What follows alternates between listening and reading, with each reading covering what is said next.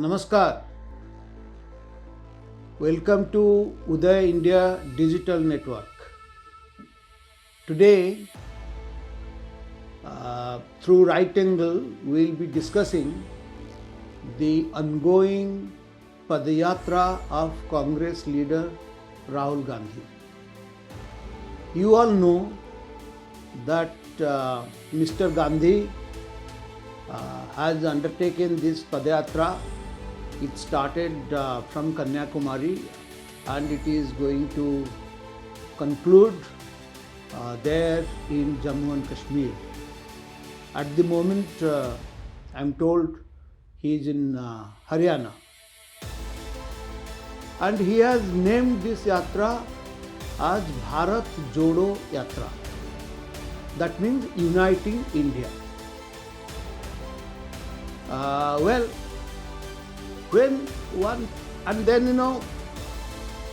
Gandhi, before he undertook this yatra, the Congress leaders and his close confidants had told that this yatra is not essentially a political yatra.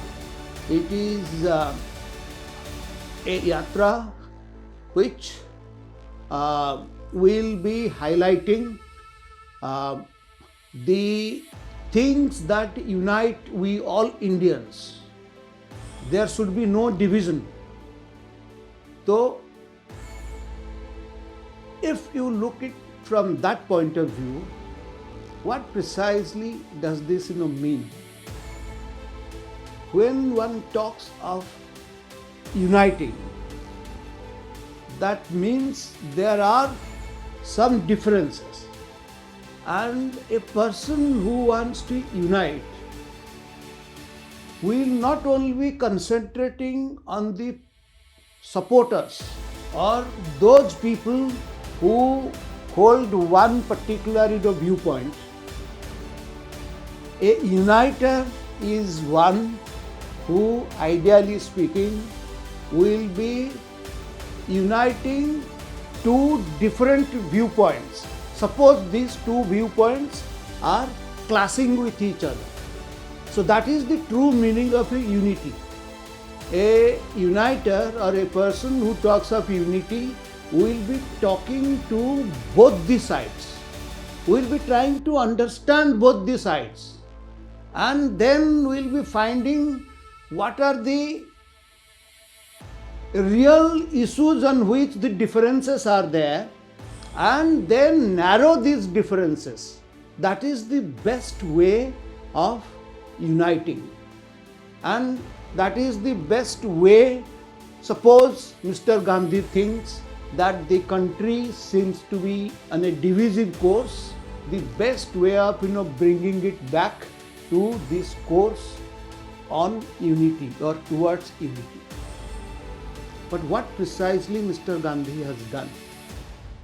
He seems to have united, or he is moving along or he is walking along with those very forces or those very elements who share his school of thought.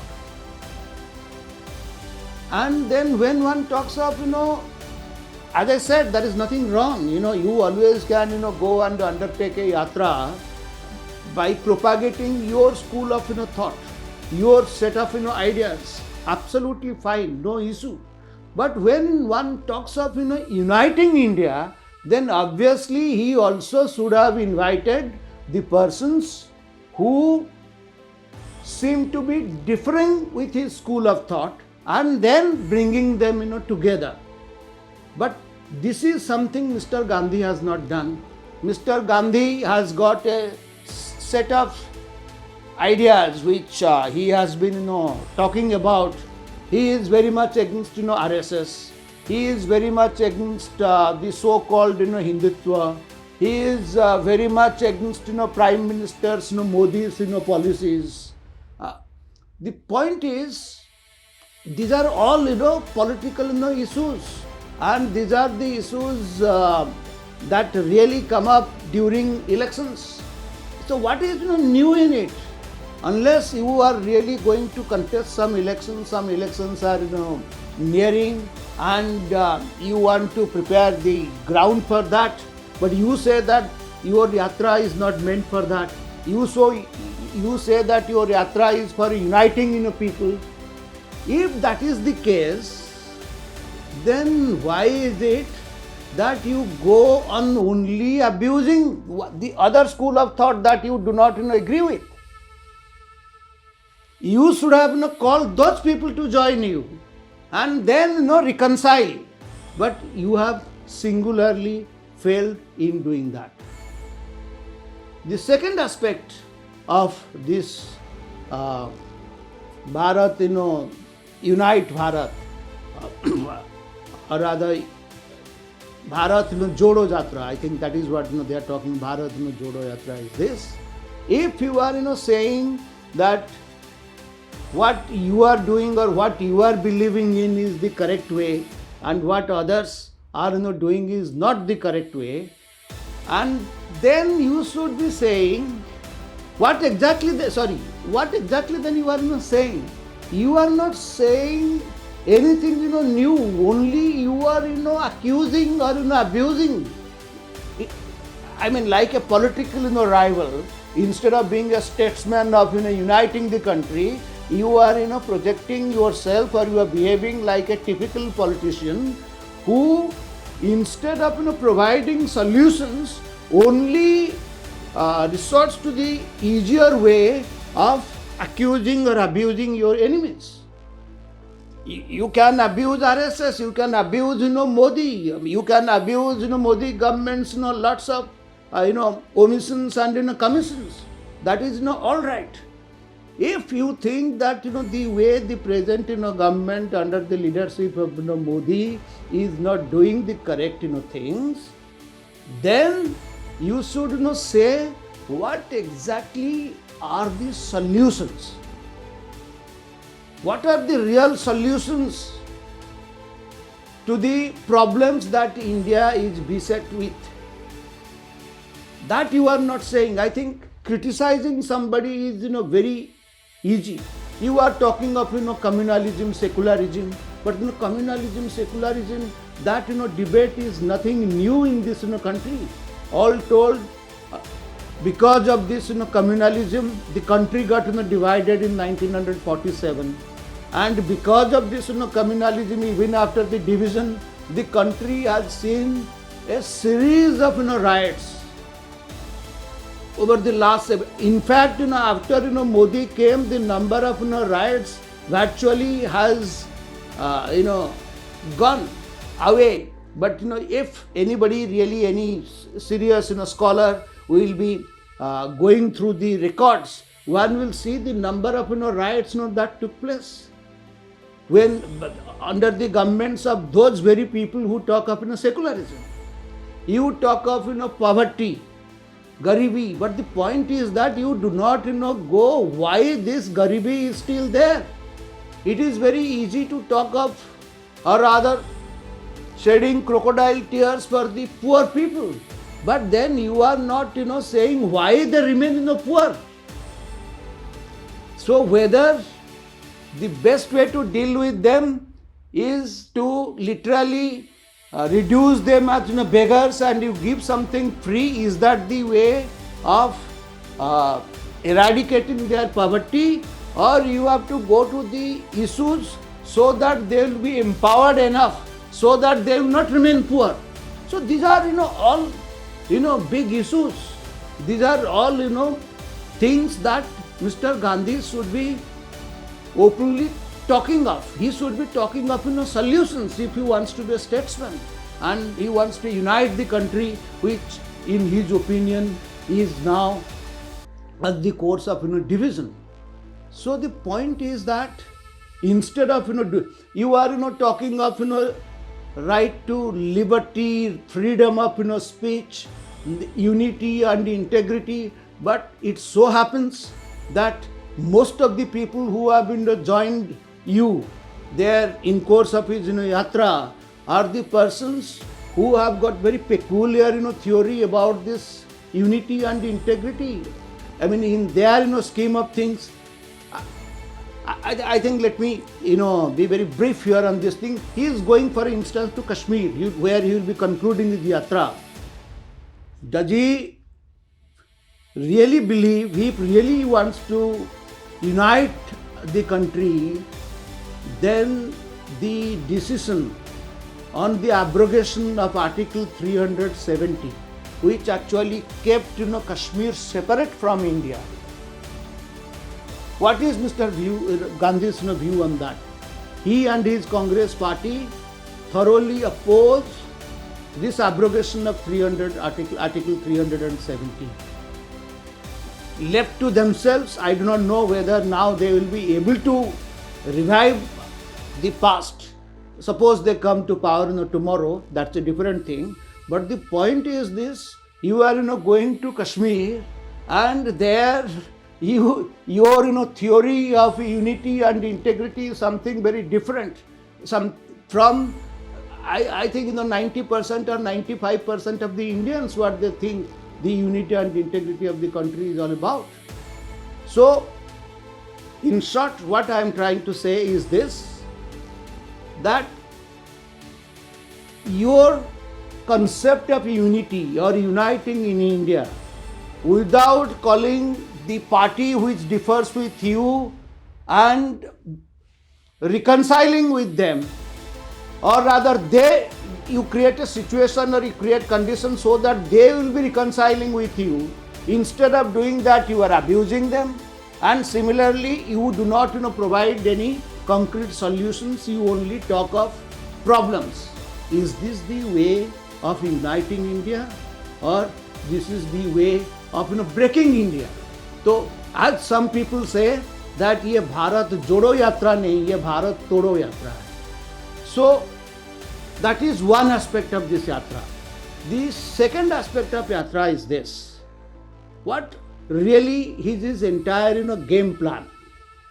Because the answer to this question should take into account some previous examples.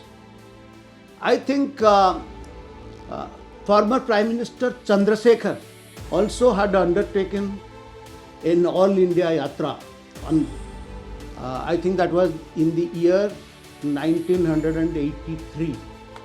He also started from, I think, Tamil Nadu, and he ended here at Delhi, Rajghat. Mr. Gandhi, of course, is going still further, up to Kashmir. But the point is, what did Mr. Chandrasekhar get out of this thing? And I think there is a basic difference between Mr. Chandrasekhar's yatra and Mr. Chandrasekhar had no pretension. He was very clear that his yatra was against the policies pursued by the then Prime Minister, Mrs. Indira Gandhi. And he was trying to seek the unity among the opposition parties.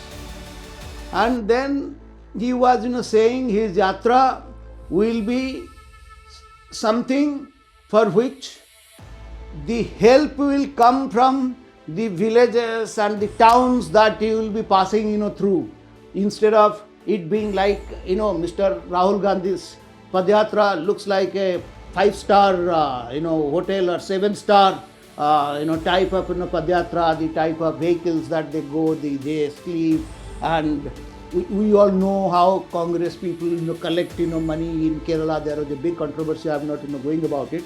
But the point is this: after the conclusion of Padyatra of Mr. Chandrasekhar, politically he did not gain much. Maybe the timing was wrong. In 83 he concluded Yatra in 84, and then in 85, as you know, Mrs. Gandhi was assassinated, and then the mahal totally changed. And the situation was that Congress got literally 3/4 of majority, and there was no political party except I think the largest political opposition party was, if I remember, Telugu Desam party of N.T. Ramarao, not even BJP, which had only 2 seats.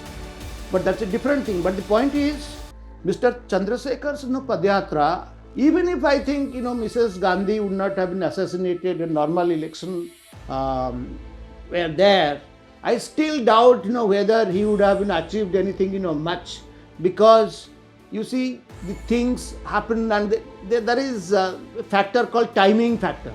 And then that factor of timing is that you are doing it in 1983 and the elections come 2 years and after.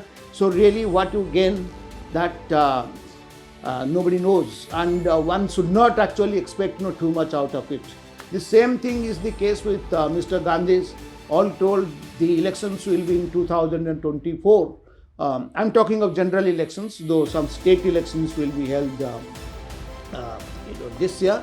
But Mr. Gandhi is not interested in any state politics. He's a national leader, and he has got his legitimate rights, and he has got every right to be projected as an alternative to Prime Minister Narendra Modi. There is no issue on that.